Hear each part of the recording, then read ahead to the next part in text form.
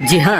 यदि आप भी शर्मा म्यूजिक के तमाम गाने सबसे पहले सुनना चाहते हैं तो जल्द ही सब्सक्राइब करें लाल बटन दबाकर शर्मा म्यूजिक और हाँ बेल बटन दबा। पिया के काला पानी न फेंके पिया के काला पानी न फेंके गवाना गोइनी हो कबो नहीं खैनी हो शादी हम ककर सखी बड़ा पचतैनी हो बाहर गइले गम हम के देखे सुतिला देवा रह के लेके पिया के काला पानी न फेंके सुतिला देवा रह के लेके पिया के काला पानी न फेंके।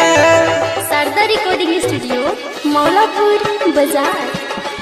पिया के काला पानी न फेंके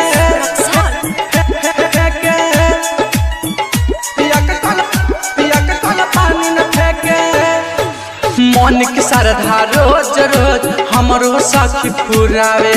हो सुना सखी हो मन के श्रद्धा रोज रोज हमरो सखी पुरावे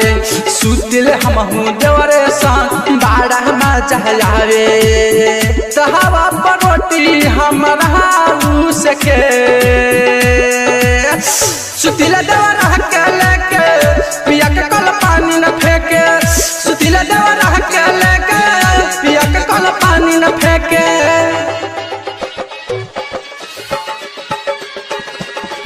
पिया के काला पानी न फेंके पिया के काला पानी न फेंके रोज रोज पियाइले कितनो हमहू दूध धरे हो सुना सखी हो रोज रोज पियाइले कितनो हमहू दूध धरे सैया के इंजन पर सखी रहेला हरदम लू झरे दिलावा के दुख हम कही के सुतिला देवा रह के लेके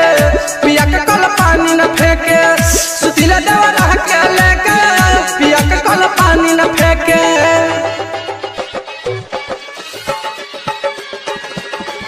पिया के काला पानी न फेंके पिया के काला पानी न फेंके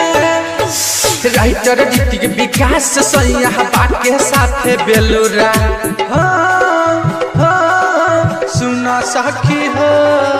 राइटर ऋतिक विकास सैया बाके साथे बेलुरा विपिन राकेश सनी देवरवा हम आजाले भरपूरा कृष्ण कमल खाली मुहे पा देखे